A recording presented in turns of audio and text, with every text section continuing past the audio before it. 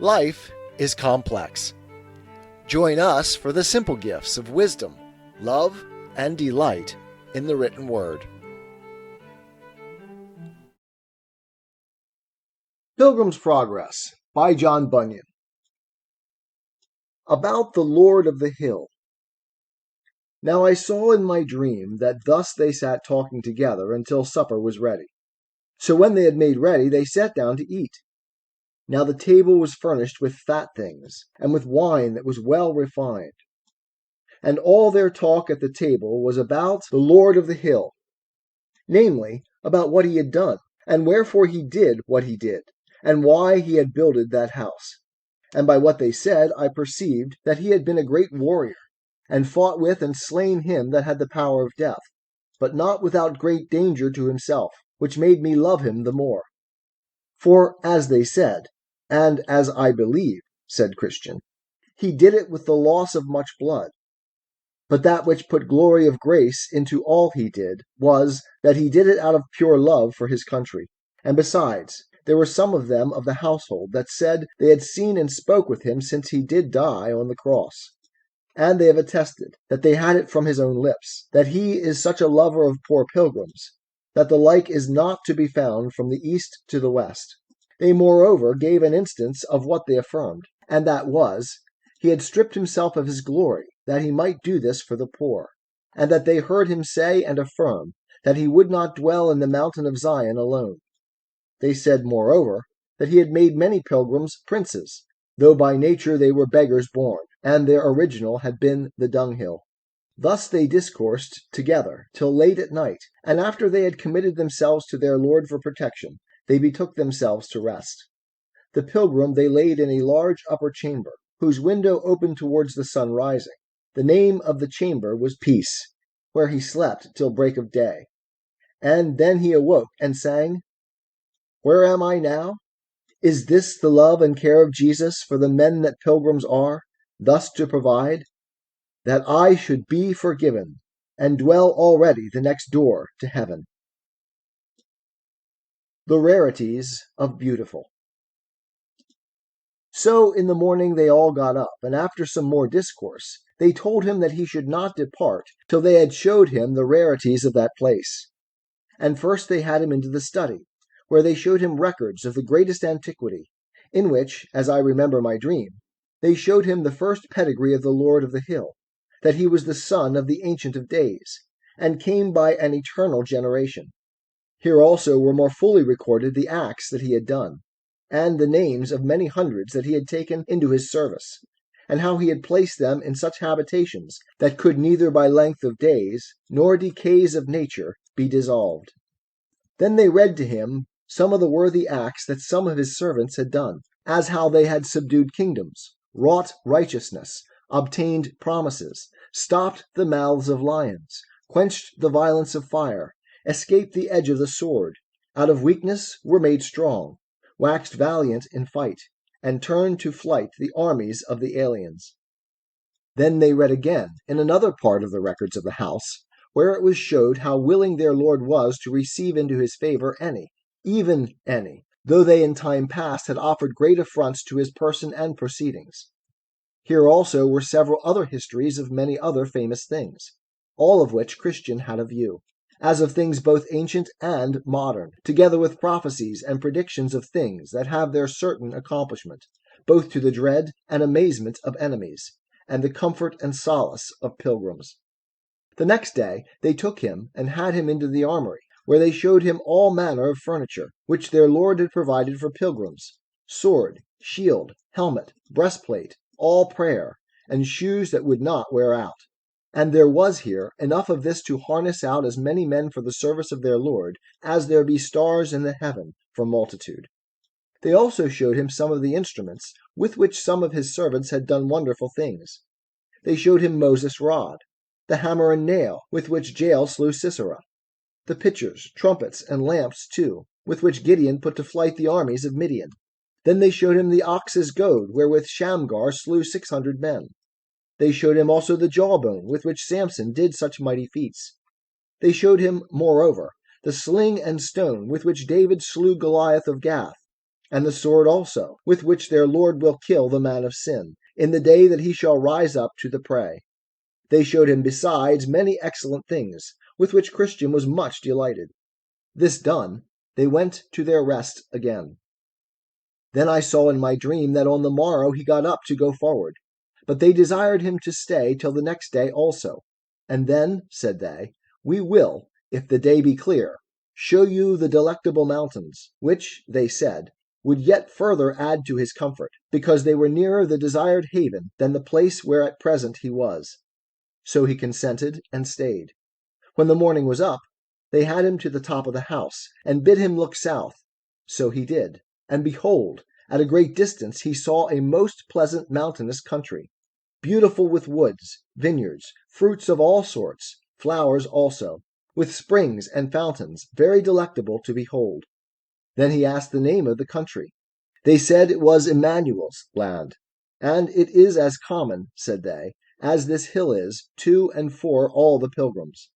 And when thou comest here from thence, said they, thou mayest see to the gate of the celestial city, as the shepherds that live there will make appear. Part 1. The fourth stage. Continued. Leaving the hill. Now he bethought himself of setting forward, and they were willing he should. But first, said they, let us go again into the armory.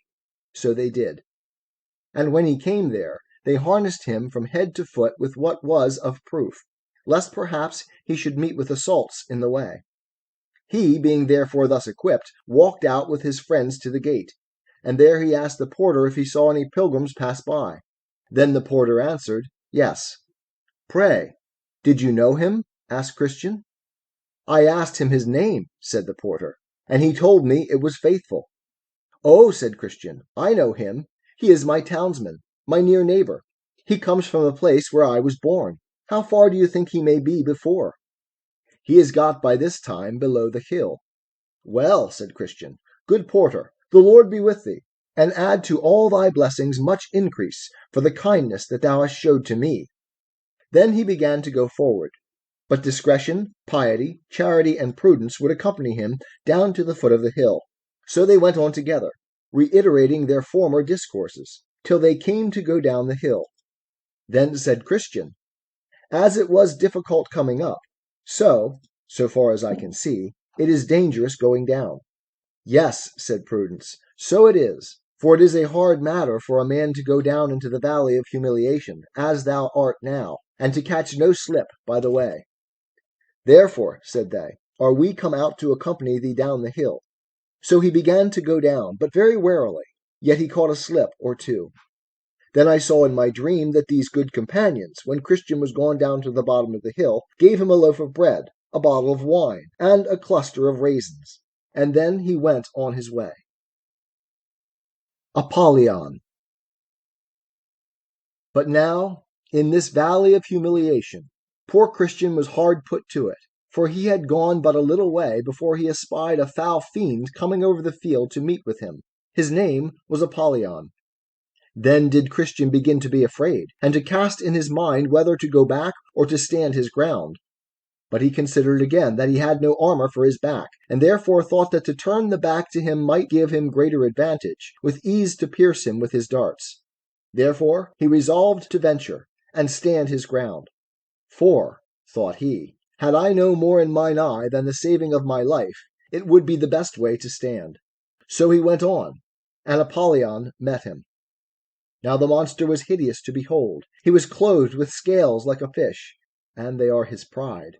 He had wings like a dragon, feet like a bear, and out of his belly came fire and smoke, and his mouth was as the mouth of a lion. When he was come up to Christian, he beheld him with a disdainful countenance, and thus began to question with him. Whence come you, and whither are you bound? I am come from the city of destruction, which is the place of all evil, and am going to the city of Zion. By this I perceive thou art one of my subjects, for all that country is mine, and I am the prince and god of it. How is it then that thou hast run away from thy king? Were it not that I hope thou mayest do me more service, I would strike thee now at one blow to the ground. I was born indeed in your dominions. But your service was hard, and your wages such as a man could not live on, for the wages of sin is death. Therefore, when I was come to years, I did as other prudent persons do, look out, if perhaps I might mend myself. There is no prince that will thus lightly lose his subjects, neither will I as yet lose thee. But since thou complainest of thy service and wages, be content to go back. What our country will afford, I do here promise to give thee. But I have let myself to another, even to the king of princes. And how can I, with fairness, go back with thee?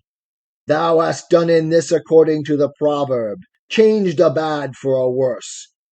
But it is ordinary for those that have professed themselves his servants, after a while to give him the slip, and return again to me. Do thou so too, and all shall be well. I have given him my faith, and sworn my allegiance to him. How then can I go back from this, and not be hanged as a traitor? Thou didst the same to me, and yet I am willing to pass by all, if now thou wilt yet turn again and go back. What I promised thee was before I came of age, and besides, I count that the prince, under whose banner now I stand, is able to absolve me, yea, and to pardon also what I did as to my compliance with thee. And besides, O thou destroying Apollyon, to speak truth, I like his service, his wages, his servants, his government, his company and country better than thine. Therefore leave off to persuade me further. I am his servant, and I will follow him. Consider again, when thou art in cold blood, what thou art like to meet with in the way that thou goest. Thou knowest that for the most part his servants come to an ill end, because they are transgressors against me and my ways. How many of them have been put to shameful deaths, and besides, thou countest his service better than mine, whereas he never came yet from the place where he is, to deliver any that served him out of our hands. But as for me, how many times, as all the world very well knows, have I delivered, either by power or fraud, those that have faithfully served me, from him and his, though taken by them, and so I will deliver thee. His forbearing at present to deliver them is on purpose to try their love, whether they will cleave to him to the end. And as for the ill end thou sayest they come to, that is most glorious in their account. For present deliverance they do not much expect it, for they stay for their glory, and then they shall have it, when their prince comes in his, and the glory of the angels. Thou hast already been unfaithful in thy service to him, and how dost thou think to receive wages of him? Wherein, O Apollyon, have I been unfaithful to him? Thou didst faint at first setting out, when thou wast almost choked in the gulf of despond. Thou didst attempt wrong ways to be rid of thy burden, whereas thou shouldst have stayed till thy prince had taken it off. Thou didst sinfully sleep and lose thy choice thing. Thou wast also almost persuaded to go back at the sight of the lions. And when thou talkest of thy journey, and of what thou hast heard and seen, thou art inwardly desirous of vain glory in all that thou sayest or doest. All this is true, and much more which thou hast left out. But the prince whom I serve and honor is merciful and ready to forgive. But besides, these infirmities possessed me in thy country, for there I sucked them in, and I have groaned under them, been sorry for them, and have obtained pardon of my prince. Then Apollyon broke out into a grievous rage, saying, I am an enemy to this prince. I hate his person, his laws, and people. I am come out on purpose to withstand thee. Apollyon, beware what you do, for I am in the king's highway, the way of holiness. Therefore take heed to yourself. Then Apollyon straddled quite over the whole breadth of the way, and said, I am void of fear in this matter. Prepare thyself to die, for I swear by my infernal den that thou shalt go no farther. Here will I spill thy soul. And with that he threw a flaming dart at his breast. But Christian had a shield in his hand, with which he caught it, and so prevented the danger of that. Then did Christian draw, for he saw 'twas time to bestir him, And Apollyon as fast made at him, throwing darts as thick as hail. By the which, notwithstanding all that Christian could do to avoid it, Apollyon wounded him in his head, his hand, and foot. This made Christian give a little back. Apollyon therefore followed his work furiously, and Christian again took courage, and resisted as manfully as he could. This sore combat lasted for above half a day, even till Christian was almost quite spent. For you must know that Christian, by reason of his wounds, grew weaker and weaker. Then Apollyon, espying his opportunity, began to gather up close to Christian, and wrestling with him, gave him a dreadful fall. And with that, Christian's sword flew out of his hand. Then said Apollyon, I am sure of thee now. And with that he had almost pressed him to death, so that Christian began to despair of life. But as God would have it, while Apollyon was fetching his last blow, thereby to make a full end of this good man, Christian nimbly reached out his hand for his sword, and caught it, saying, Rejoice not against me, O mine enemy. When I fall, I shall arise. And with that gave him a deadly thrust, which made him give back, as one that had received his mortal wound. Christian, perceiving that, made at him again, saying, Nay, in all these things we are more than conquerors through him that loved us. And with that, Apollyon spread forth his dragon's wings, and sped him away, that Christian for a season saw him no more. In this combat no man can imagine, unless he had seen and heard as I did, what yelling and hideous roaring Apollyon made all the time of the fight. He spake like a dragon, and, on the other side, what sighs and groans burst from Christian's heart. I never saw him all the while give so much as one pleasant look, till he perceived he had wounded Apollyon with his two-edged sword. Then, indeed, did he smile, and look upward. But 'twas the dreadfulest sight that ever I saw. So when the battle was over, Christian said, I will here give thanks to him that hath delivered me out of the mouth of the lion, to him that did help me against Apollyon. And so he did, saying, Great Beelzebub, the captain of this fiend, designed my ruin. Therefore to this end he sent him harnessed out, and he with rage that hellish was, did fiercely me engage. But blessed Michael helped me, and I, by dint of sword, did quickly make him fly. Therefore to him let me give lasting praise and thanks, and bless his holy name always. Then there came to him a hand, with some of the leaves of the tree of life, the which Christian took, and applied to the wounds that he had received in the battle, and was healed immediately. He also sat down in that place to eat bread, and to drink of the bottle that was given him a little before. So being refreshed, he addressed himself to his journey, with his sword drawn in his hand, for he said, I know not, but some other enemy may be at hand.